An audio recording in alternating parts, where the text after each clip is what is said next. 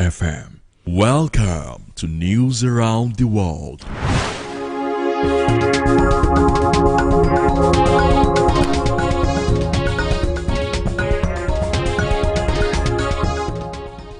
Good evening. Welcome to the news around the world on Agidibu 88.7 FM Ibadan, the most listened to radio station. I am Olajumoke Oladunjoye. The headlines. FCCPC says cement prices manipulated in Nigeria. Ibadan development gets major boost as Ladaja Circular Road advances. Labour Member of Parliament suspended in £50,000 COVID loan probe. Ichilema wins re-election in Zambia amid rising inflation. Katsina United set for MPFL Super 6 pre-season tournament in Jos. And now the details. The Federal Competition and Consumer Protection Commission, FCCPC, has flagged possible manipulation of cement prices in Nigeria following a 3-month investigation into the rising cost of the building material despite the country's substantial production capacity and limestone deposit. In a statement issued by the FCCPC Director of Corporate Affairs, Mr. Ondaje Ijagu today, the Commission said the study compared Nigeria's cement market with those of Kenya, Tanzania, South Africa, Egypt, Morocco, Algeria, and Togo. According to the Commission, market intelligence showed that a 50 kg bag of cement, which sold for about 9,300 naira and 9,700 naira in January, rose to between 10,500 naira and 13,000 naira by mid-year, and by July, the price had risen to between 13,000 naira and 15,000 naira in some parts of the country. The FCCPC also said the ongoing probe will determine whether cement prices were being driven by legitimate costs and market conditions or by anti-competitive practices. The Oyo State Acting Governor, Barrister Abdurrahim Adebayo Lawal, has said the ongoing Circular Road project will drive development across 6 local government areas in the Ibadan metropolis, including Oluyole, Ido, Egbeda, Onuara, Lagelu, and Akinyele. The acting governor stated this while addressing journalists after inspecting the ongoing Phase 2 of the 110-kilometer Senator Rashidi Ladoja Circular Road in Ibadan. Barrister Lawal said the inspection was to assess the pace and quality of work to ensure the project meets approved specifications, and according to him, about 32 kilometers of dual carriageway has been completed and asphalted, with street lights and toll gates already installed. I have come to establish the fact that this project is not about taking land of anybody. It's about development of this city. And you have followed me as a journalist. You've seen that there's no personal thing about this project. See the project for yourself. Because the project is speaking for itself. It's not speaking for anybody, it's speaking for itself.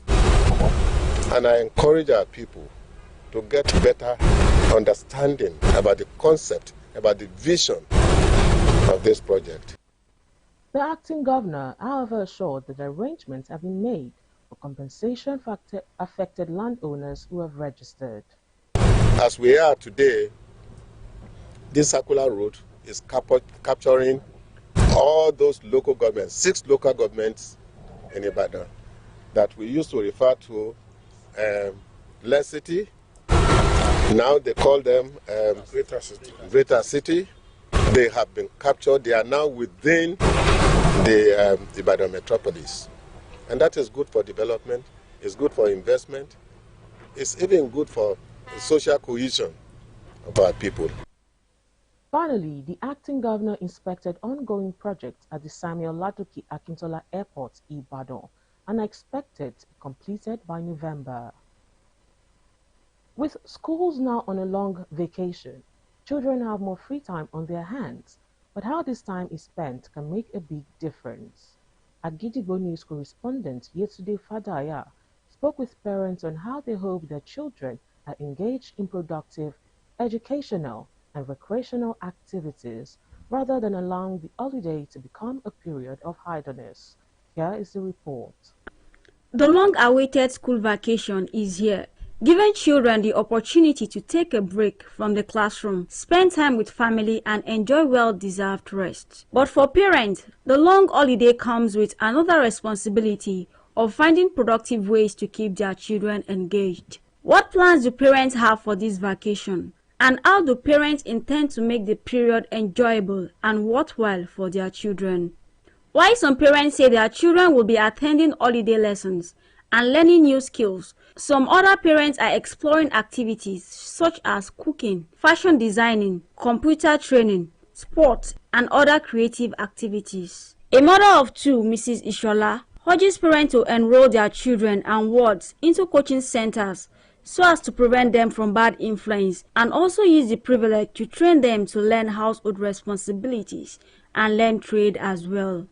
I'm using this period to advise all the parents about their children because they are in holiday now.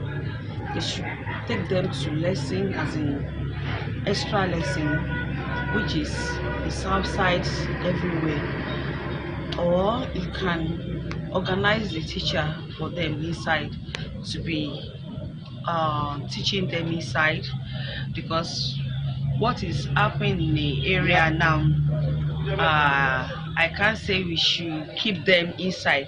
In the same vein, a mother and a trader, Mrs. Ridwan, from her own view, explains that parents should encourage their children not to be idle. So you have to encourage your child. Maybe they will go to the lesson.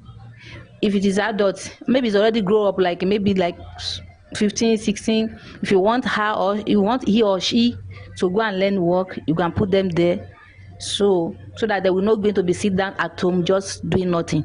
In some families, the holiday is needed as an opportunity for children to spend quality time with their parents, strengthen family bonds as they lack it during school. To participate in summer coaching, summer lesson, and let us encourage the students to face their study.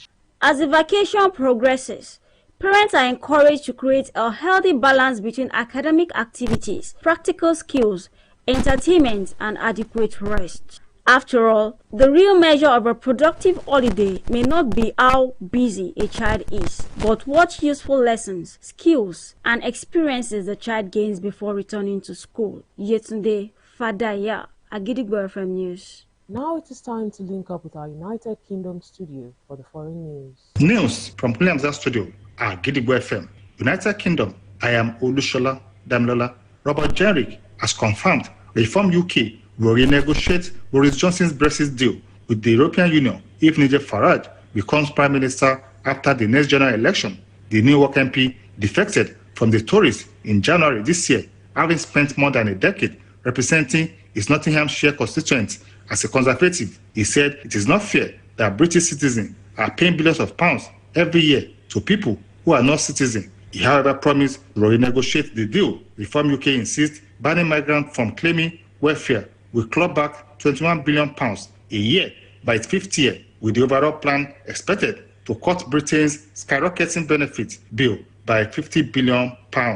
A UK Labour MP has been suspended from the party amid questions surrounding whether he tried to avoid repaying a taxpayer-funded COVID loan. According to the report, Mr. Alaba has agreed to be administratively suspended from the Labour Party while this process is ongoing so that the matter can be investigated in line with the party's rule. He was elected during the 2024 general election and he made history as the constituency's first ever Labour MP. And that ends the news from Kuliamza Studio at Gidigbo FM. United Kingdom, I am Olushola Tamlola. Welcome back.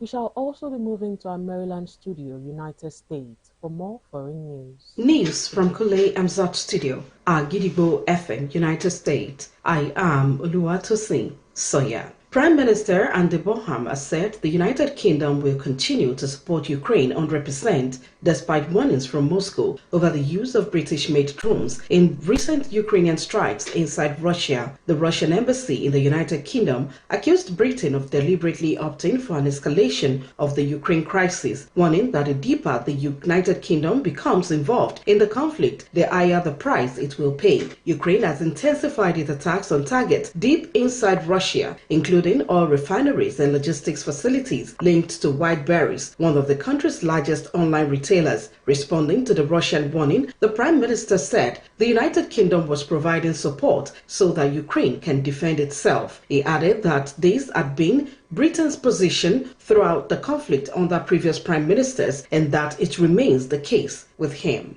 Zambia's President Hakainde Hichilema has secured a second term in office, although his main opposition challenger put up a stronger than expected performance, tapping into public frustration over ongoing economic difficulties despite signs of a broader recovery. Results announced by the Electoral Commission early on Tuesday showed Hichilema winning around 60% of the valid vote compared to 38% for his main rival, Brian Mundubile. Hichilema, 64, campaigned on his economic record after taking office in 2021 amid a debt crisis worsened by the COVID-19 pandemic. Mundubile, meanwhile, argued that improvements in key economic indicators had yet to translate into meaningful changes in the everyday lives of ordinary Zambians. And that is the news from Kule Hamzat Studio, Agidigbo FM, United States. I am Oluwatosin Sonya. Welcome back once again. Now in the exciting world of sport. Katsina United FC are set to battle for honours against continental campaigners and fellow top-flight sides in the MPFL Super 4 pre-season tournament scheduled for Jos City Stadium in Plateau State. The Changi boys received an invitation from the Nigeria Premier Football League organisers to participate in the high-profile pre-season tournament, which will also feature Plateau United and Mighty Jets FC, alongside other teams who are also preparing for continental competition. For Katsina United, the competition represents another important stage in their preparations, as the technical crew will have the opportunity to assess teams' readiness, test different tactical formations, and give players valuable match experience ahead of the new campaign. The MPFL Super 6 pre-season tournament in Jos is expected to serve as a major test of strength, depth, and tactical readiness for the participating clubs as they continue their countdown to the 2026-2027 season. To wrap up the news this evening, here is a recap of the headlines. FCCPC says cement price is manipulated in Nigeria. Ibadan development gets major boost as Ladoja Circular Road advances. Labour Member of Parliament suspended in £50,000 COVID loan probe.